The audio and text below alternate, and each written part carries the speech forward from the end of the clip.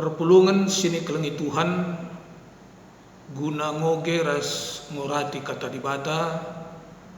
Mari ras kita ertoto kita. Bapa sini surga, isahkan kami bucur man bandu o Tuhan, sebab igejap kami sangat kalkap kami, sebab ngo ipilih nu kami jadi anak-anak nu guna itu busindu, guna iselamatkan nu. Erkiteken sie tetap lid dalam kami meriah ukur ibas kegeluhan enda, keleng atendwe tuhu-tuhu kap jadi pergegeh man kami. Maka selaku anak-anak ndu singgo ipilih ndu jadi si kerajaan ndu, kami pe tetap ertedeh ate guna ngaloken pengajaran, guna ngaloken pergegeh erpalaskan kata ndu. Bapa enggo kami sikap guna ngoge ras ngorati kata ndu ibas perpulungan jabu-jabu kami kebe kape runggun Tangerang eda. Mekuah dege atendu kuasai kami alu kuasa kesahdu sibadia, gelah kata due banci iangka kami, iertikan kami, jenari malam ate kami ibas ngalaukan kata due. Sampai tindu pe kemahendu sidem alu kekurangan enda, gelah setiap kata si ibalaskan kemahendu enda, banci ergegeh, banci bermakna, jadi pasu-pasu mankrina ngawan perpulungan kekelengan kami. Endam pertoton kami Bapa, ibas gelar Tuhan Yesus kami roh ngadep man madu. Amin. Perpulungan sini kelengi Tuhan, kata dibata si jadi ugenta ibas perpulungan jabu-jabu ibas benyenda, ibuat ibas Injil Yohanes pasal 19 ayat 38 sampai ayatnya yang ke-42. Yogekan kami ibas bahasa Indonesia. Yesus dikuburkan. Sesudah itu Yusuf dari Arimatea, ia murid Yesus, tetapi sembunyi-sembunyi karena takut kepada orang-orang Yahudi, meminta kepada Pilatus supaya ia memperbolehkan menurunkan mayat Yesus. Dan Pilatus meluluskan permintaannya itu. Lalu datanglah ia dan menurunkan mayat itu. Juga Nikodemus datang ke situ. Dialah yang mula-mula datang waktu malam kepada Yesus. Ia membawa campuran mur dengan minyak gaharu, kira-kira 50 kati beratnya. Mereka mengambil mayat Yesus, mengapaninya dengan kain lenan, dan membubuhinya dengan rempah-rempah menurut adat orang Yahudi bila menguburkan mayat. Dekat tempat di mana Yesus disalibkan ada suatu taman, dan dalam taman itu ada suatu kuburan baru yang di dalamnya belum pernah dimakamkan seseorang. Karena hari itu hari persiapan orang Yahudi, sedang kubur itu tidak jauh letaknya, maka mereka meletakkan mayat Yesus ke situ. Sejauh demikian pembacaan firman Tuhan. Perpulungan sini kelengi Tuhan, isahkan kami cuah-cuah man banta krina, cuah-cuah. Tema PJJ sisah man banta menehken kekelengan arah budaya. Melalui tema ini ada beberapa hal yang menjadi pokok perenungan bagi kita. Yang pertama, pada saat kita berbicara tentang kasih, tentang kekelengan, masing-masing kita langsung merasa bahwa kita mempunyai dua posisi di sana. Yang pertama, kita sebagai objek penerima. Yang kedua, kita sebagai subjek atau pemberi. Siapapun kita, tentunya kita sudah pernah menerima kasih. Ngalaukan kekelengan kalau sedia baru. Engkau pasti pernah sinanani. Bagaimana apa itu kita? Pasti engkau kane pernah nehken kekelengan. Entah ubagia bentuknya. Baci saja bentuk materi, baca saja bentuk perhatian, dalam bentuk doa, dan lain sebagainya. Semakin kita menyadari bahwa kita pernah menjadi penerima, tentunya semakin sukacita juga kita menjadi pemberi kekelengan, nehken kekelengan bagi temata. Si pasti kalau pemerintah simbelinna si pernah sialoken eme keleng ate Kristus si enggo nebusi kita. Maka si peduakan sehubungan dengan tema kita, paling tidak ada dua identitas yang melekat dalam diri kita sebagai warga GBKP. Yang pertama, identitas kita sebagai suku Batak, khususnya Batak Karo. Kemudian yang kedua, identitas kita sebagai warga gereja, orang yang percaya kepada Kristus.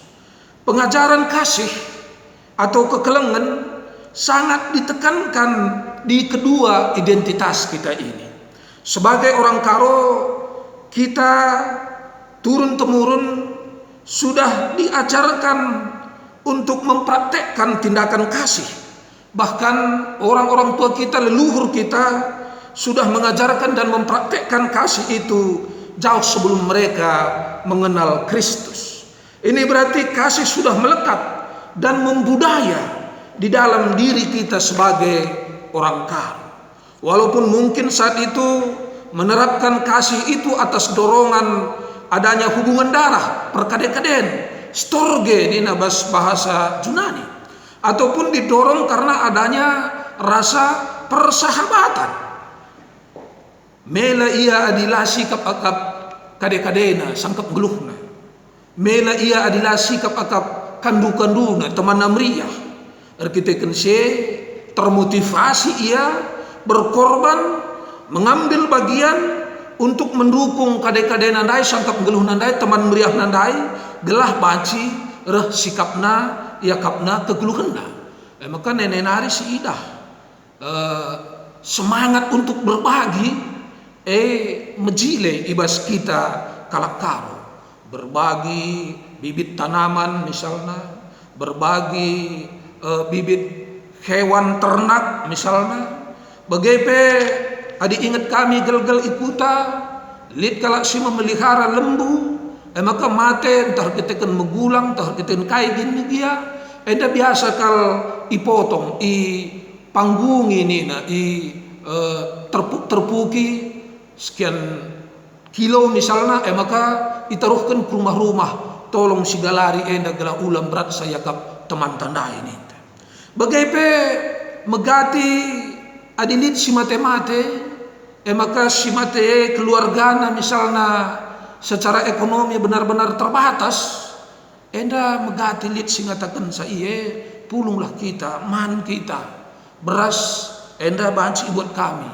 Rohni nakasilid jumana tomat pas kami nari lid kasih jumana lid la Cina bas kami nari na seh maka krina dahindai erkedungan alu mahuli.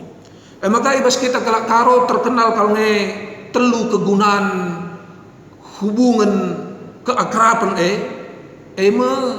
guna petunggungkan nena, guna empahaga maka guna ndungi adilit tanah kerja rehlah kamu guna petunggungkan, guna empahaga, guna ndungi maka lalit dahin kalak Karo sila duh. Tentu enda mejile la yakap nasikap adilah sikap yakap seninana. Kukira salah filosofi kegeluhan si tuhu-tuhu mejile. Walau pelit kang galak si la akap nasikap adi sikap akap seninana di luar kebiasaan, di luar filosofi dah. Kemudian yang kedua, sebagai orang Kristen, kasih merupakan nafas atau sentral pengajaran kekristenan. Kitab suci kita yang terdiri dari 2 perjanjian, 66 kitab, intinya hanya 2, yakni kasih kepada Tuhan dan kasih kepada sesama manusia. Dan Tuhan kita Yesus Kristus sudah mempraktekkan kasih itu secara murni dan sempurna. Puncak pengorbanan Kristus dalam mempraktekkan kasih itu diperlihatkannya di kayu salib. Yesus mau menderita sakit secara fisik maupun secara perasaan. Berarti digabungkan duana identitas endandai sebagai kalak karo ras sebagai kalak Kristen tentuna nggo luar biasa kalau praktek kasih dai, praktek kekelengan dai ibas kita kalak karo. Seharusnya nggo benar-benar sempurna kali iya. Perpulungan sini kelengi Tuhan, tindakan kasih itu hasilnya mengubah. Artinya di mana kasih diterapkan, di situ terjadi perubahan ke arah yang lebih baik, yang lebih layak, membuat orang lain lebih terhormat.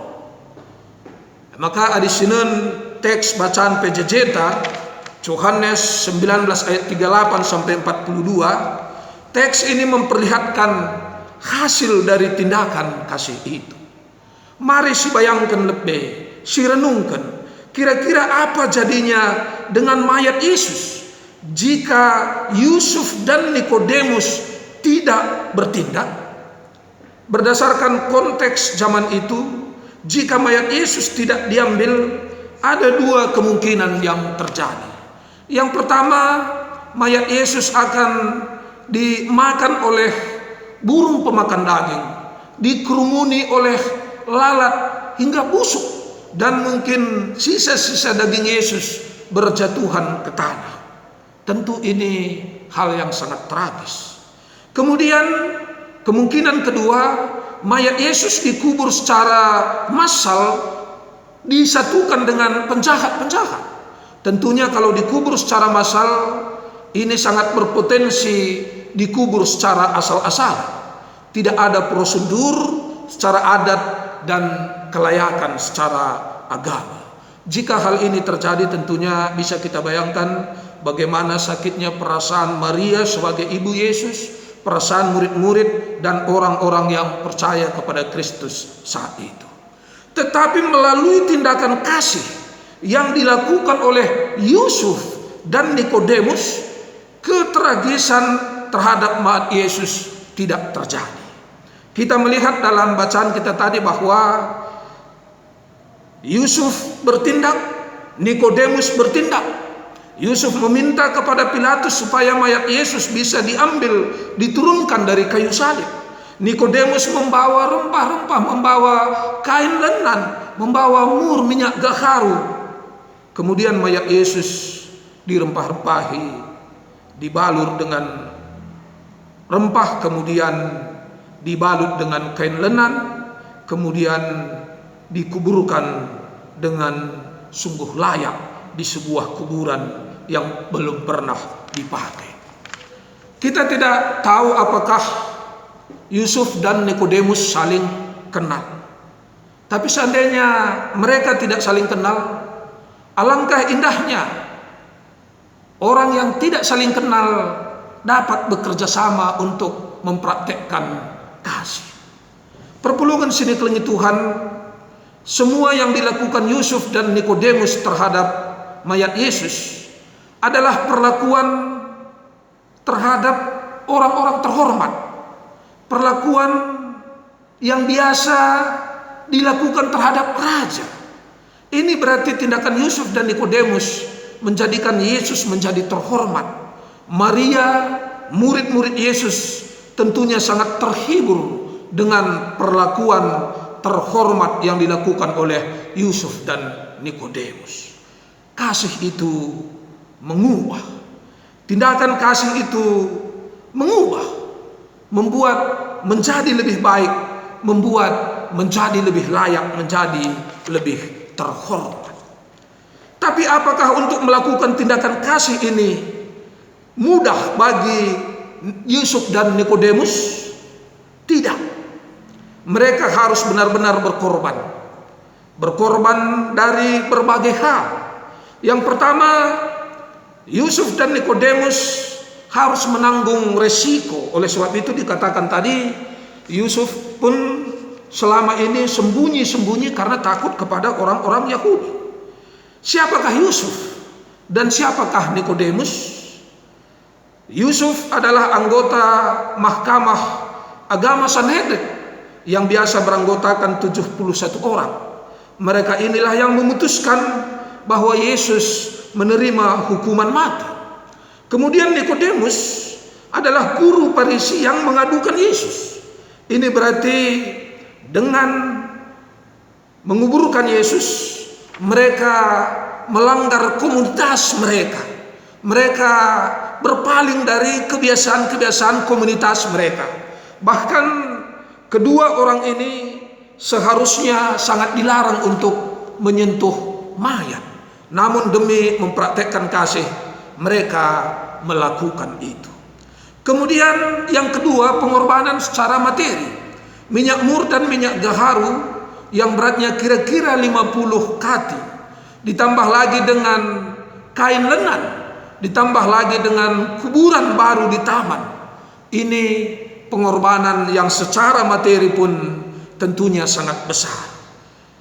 Menguburkan Yesus selayaknya raja, tentu kita maklumi kalau mengubur raja tentu itu memerlukan materi yang sangat besar. Tapi yang pasti perlakuan Nikodemus itu sangat berpengaruh terhadap murid-murid Yesus, terhadap orang-orang percaya saat itu. Kemudian yang ketiga, pengorbanan waktu dan tenaga.